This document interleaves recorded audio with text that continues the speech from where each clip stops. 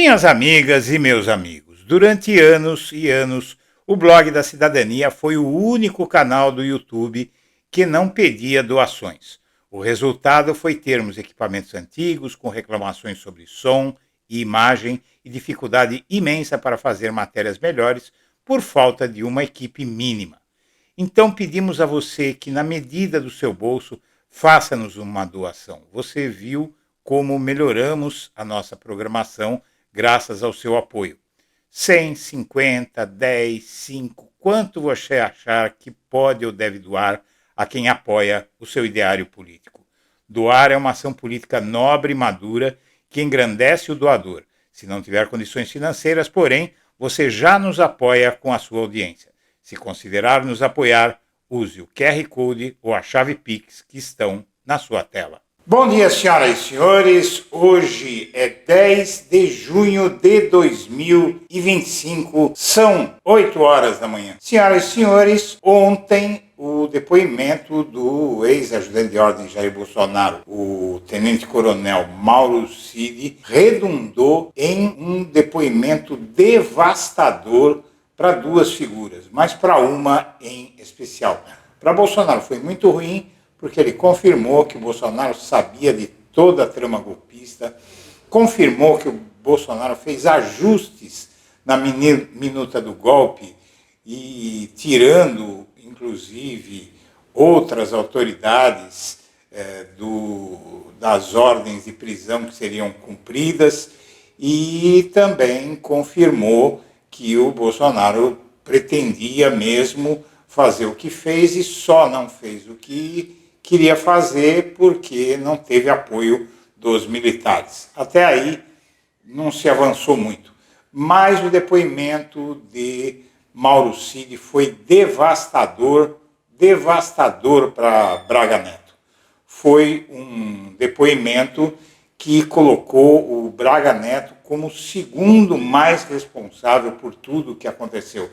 E isso tira do Braga Neto qualquer esperança de não pegar pelo menos 30 anos de prisão e, segundo a apuração do Blog da Cidadania, desses 30 anos o Braga Neto ficaria 1/3 preso em regime fechado, ou seja, ele ficaria uma década preso, ele sairia de lá muito idoso, se é que sairia da prisão, porque devido à idade dele, realmente a possibilidade é de ele morrer na cadeia.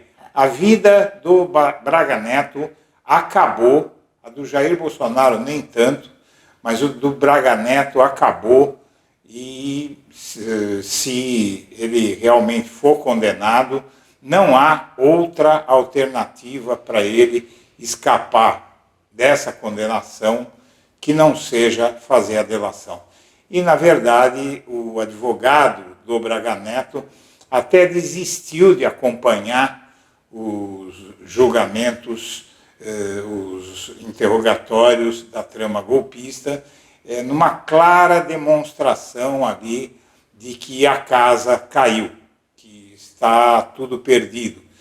E, ao mesmo tempo, como eu noticiei aqui no Blog da Cidadania no domingo, o Braga Neto tem, assim mesmo, esperança de deixar a prisão após o fim dos depoimentos do interrogatório, o que contradiz, basicamente, a ideia do que deveria acontecer, porque, diante dos depoimentos contra ele, que inclusive agravam a situação em alguns pontos, o Braga Neto não deveria sequer sonhar em sair da cadeia. Ele deveria saber que a cadeia vai chegar e vai chegar dura e longa para ele. Há quase um consenso de que a delação de Braga Neto é inevitável. E o que ele delataria? Ele diria que fez tudo a mando do Bolsonaro e talvez apresentasse algumas provas, porque se ele não apresentar prova, não vai adiantar nada ele falar isso, porque a lei das delações, assim como foi com o Mauro Cid, exigem que, para fazer a delação, para a delação ser aceita, o delator tem que apresentar provas. Então, o caminho para o Braga Neto está traçado e pode-se esperar que, provavelmente, ainda no mês de junho, o Braga Neto deve fechar esse acordo de delação premiada. E vamos, então, assistir essa reportagem que eu preparei para você. A partir de meados de novembro de 2022, o senhor aponta que várias reuniões ocorreram para tratar exatamente dessa questão de como reverter o resultado das eleições. E que uma dessas pessoas que tratava desse assunto era um ex-assessor internacional do ex-presidente, o ex-assessor Felipe Martins, que vinha acompanhado de um jurista. E diz o senhor que foram mais de 2 encontros dessas pessoas com o ex-presidente Jair Bolsonaro e, juntamente com esse jurista, eles apresentaram um documento ao presidente Jair Bolsonaro no Palácio do Alvorada. Mas me parece que foi umas 2, no máximo 3 reuniões, talvez 2, em que foi levado esse documento ao presidente. O documento consistia basicamente de 2 partes, né? A primeira parte eram os considerandos, né? Eram 10, 11, 12 páginas, né? Muito robusto. Nesses considerandos, eles listavam basicamente as possíveis interferências, intervenções do STF e do TSE no governo Bolsonaro e nas próprias eleições. E no segunda parte entrava numa área mais jurídica, né, de estado de defesa, estado de sítio, prisão de autoridades e decretação de um conselho eleitoral, alguma coisa assim para refazer as eleições ou algo parecido. Esse documento, o senhor disse que prevê a decretação de prisão de determinadas autoridades. Quais seriam essas autoridades? Senhor. Ministro, basicamente, vários ministros do STF, o presidente do Senado, acho que o presidente da Câmara não, mas eram de várias autoridades, assim, tanto do STF como do Legislativo. Também previa, o senhor disse, uma comissão eleitoral. Sim, senhor. Essa comissão eleitoral iria...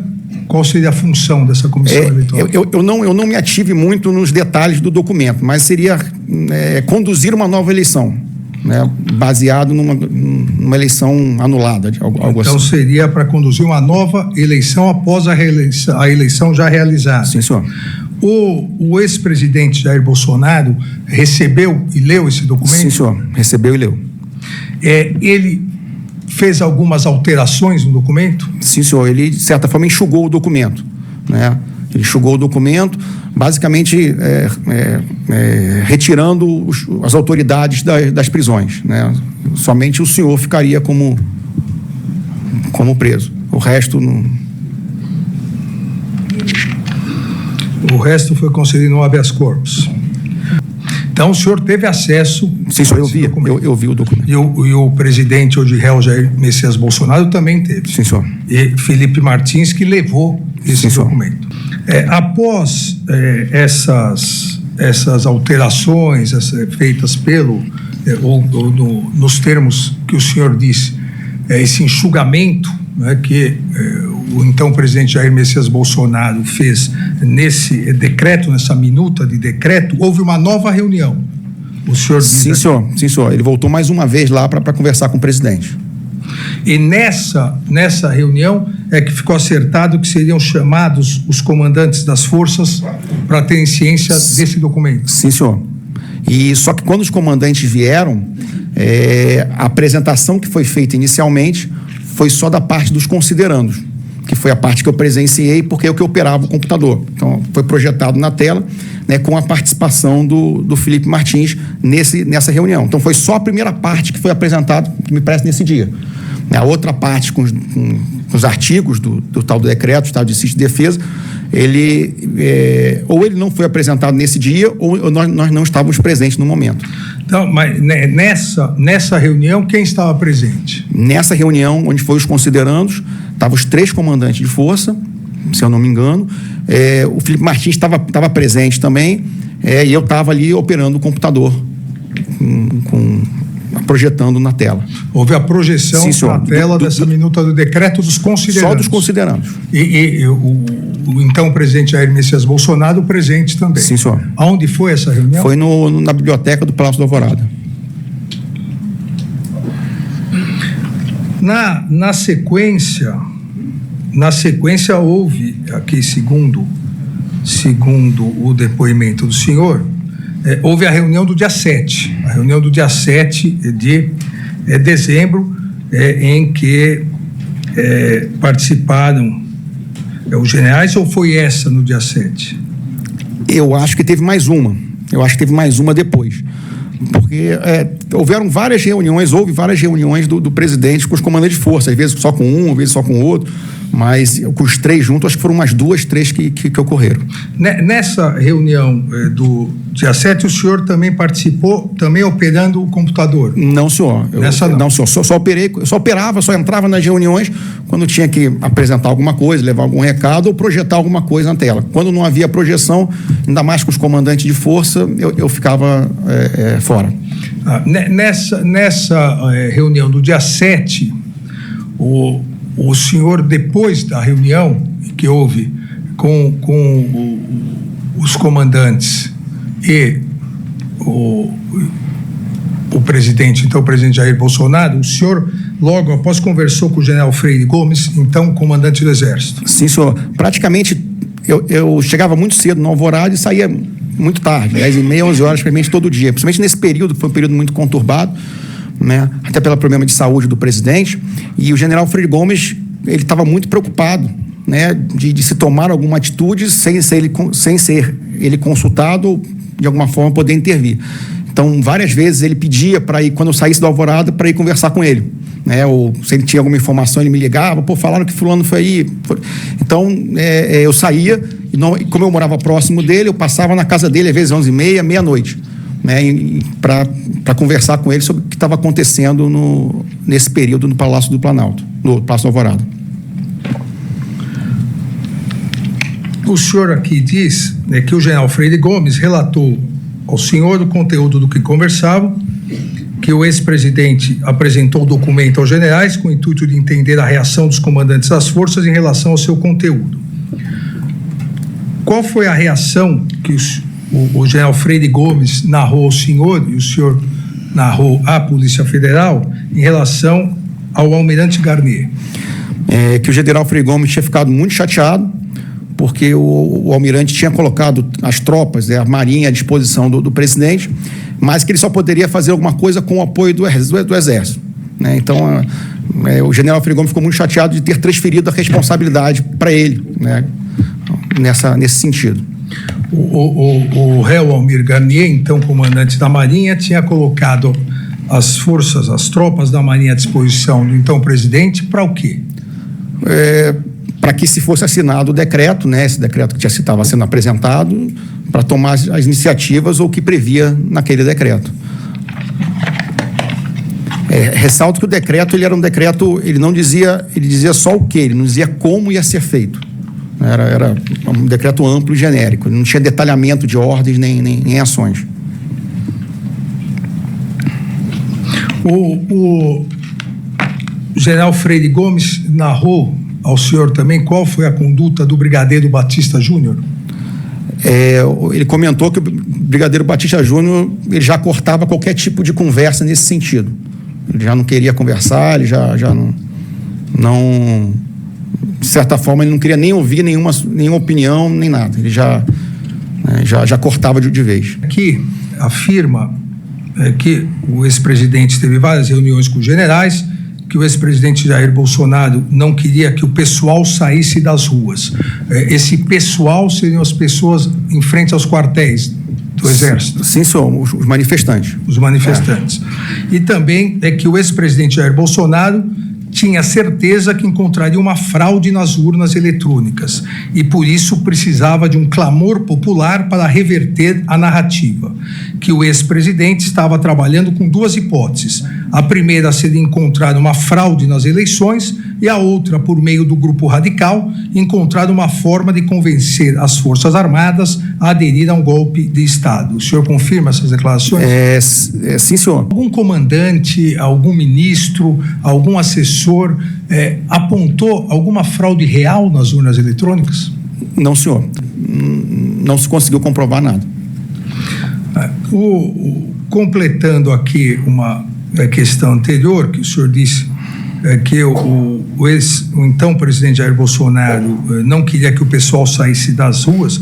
Quem era o elo de ligação entre os manifestantes que estavam à frente dos quartéis ou do quartel aqui no comando militar do Planalto e o ex-presidente? Quem era o elo? Quem exercia essa função? O presidente, desde que ele perdeu as eleições, ele ficou muito recluso, né? As agendas oficiais quase não tiveram mais. E quem tinha esse contato externo, que todo dia passava pela manhã para atualizar o presidente o que estava acontecendo, era o general Braga Neto. É improvável que, dos 6 que faltam, incluindo Bolsonaro e Braga Neto, para serem interrogados por Alexandre de Moraes e por, inicialmente, Luiz Fux e o PGR, restem apenas, fora do dia de hoje, apenas Bolsonaro e Braga Neto. Esses dois devem concluir a jornada de interrogatórios na quarta-feira e Braga Neto será o último a depor, porque ele está preso e vai depor por teleconferência. Muito bem. Depois de tudo que o Mauro Cid disse, e por falta de Jair Bolsonaro, que vai depor logo antes de Braga Neto, o mais provável é que Braga Neto, premido pelo que eu vou narrar aqui, ele faça essa delação. A possibilidade de condenação de Walter Souza Braga Neto ao Supremo Tribunal Federal pelo envolvimento do Jair Bolsonaro na suposta, até agora suposta tentativa de golpe de 2022, bem como o tempo de prisão e o período em regime fechado que ele vai pegar se não delatar, dependem de fatores jurídicos, das provas apresentadas, da estratégia da defesa e da interpretação do STF. Mas com base nas informações disponíveis, incluindo a denúncia à Procuradoria-Geral da República, a delação de Mauro Cid, inclusive e sobretudo, decisões do STF, reportagens recentes, podem indicar um caminho. A possibilidade de condenação de Walter Braga Neto é muitíssimo alta. A PGR, liderada por Gonê, denunciou Braga Neto como parte do Núcleo 1 e ele foi indiciado por tentativa de golpe de Estado, artigo 359-L do Código Penal, que dá uma pena de 4 a 12 anos. Abolição violenta do Estado Democrático de Direito, artigo 359-M do Código Penal, pena de 3 a 8 anos. Organização criminosa, artigo 2º da Lei 12.850, pena de 3 a 8 anos, agravada por envolvimento com armas ou crimes graves. Dano qualificado pela violência e grave ameaça contra o patrimônio da União, artigo 63, parágrafo único do Código Penal, pena de 2 a 7 anos. E deterioração do patrimônio tombado, artigo 62 da Lei 9.605 de 1998, pena de 1 a 3 anos. A delação de Mauro Cid afirmou que Braga Neto financiou ações golpistas, entrega dinheiro em uma sacola de vinho, Mauro Cid confirmou isso, participou da reunião em sua casa em 12 de novembro de 2022 para planejar o punhal verde e amarelo, e depoimentos corroborantes, o brigadeiro Batista Júnior acusou Braga Neto de coordenar ações de pressão contra as testemunhas.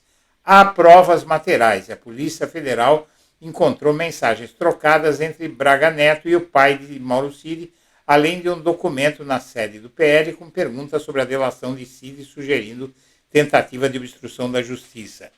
Em 25 de março de 2025, a primeira turma do STF aceitou a denúncia contra ele. Os fatores que aumentam a possibilidade de condenação são provas robustas. A delação de Cid, corroborada por outros depoimentos e evidências materiais, é considerada consistente pelo STF. A primeira turma deve condenado por unanimidade. E a decisão de Braga Neto depor, que foi anunciada, eu anunciei aqui no Blog da Cidadania no domingo, optou por responder a todas as perguntas de Moraes, o Braga Neto, e também do Gonê, o que pode ser interpretado como uma tentativa de negociar fatores que podem influir na delação, na decisão dele de delatar. E, na verdade, minha amiga, meu amigo, a avaliação da possibilidade e probabilidade de condenação dele é muito alta. A estimativa é em torno de 80%, dado o peso das provas, a consistência da delação de Cid, os depoimentos corroborantes, a aceitação da denúncia pela primeira turma em março. Tudo isso leva o Braga Neto para uma situação que é a seguinte: tempo de prisão potencial do Braga Neto é o seguinte: as penas máximas por crimes imputados a Braga Neto têm penas muito altas: tentativa de golpe 12 anos, abolição violenta do Estado Democrático 8 anos, organização criminosa 8 anos, dano qualificado 7 anos, deterioração do patrimônio tombado 3 anos. Total máximo até 38 anos de prisão. Cálculo realista da pena é o seguinte: como os crimes foram praticados em conjunto, as penas somadas, segundo manda o artigo 69 do Código Penal, pode aplicar, inclusive, vários agravantes. Se condenado por todos os crimes, a pena total ficaria alguma coisa em torno de 30 anos. E há agravantes ainda, como a participação no Plano Punhal Verde e Amarelo, mas vamos ficar nos 30 anos. No cenário de condenação com pena de 30 anos, o cenário para ser mantido em regime fechado para poder progredir, porque crime máximo é de 1/3, ele ficaria em torno de 15 anos preso. Você vê de 10 anos preso, perdão, se a pena for de 30 anos. Se a pena for de 38 anos, vai ficar aí uns 13 anos preso. Então, minha amiga, meu amigo, a situação do Braga Neto é praticamente inviável que ele deixe de delatar, porque senão a sua vida está acabada. Senhoras e senhores, eu agradeço a atenção e deixo meu abraço para todo mundo.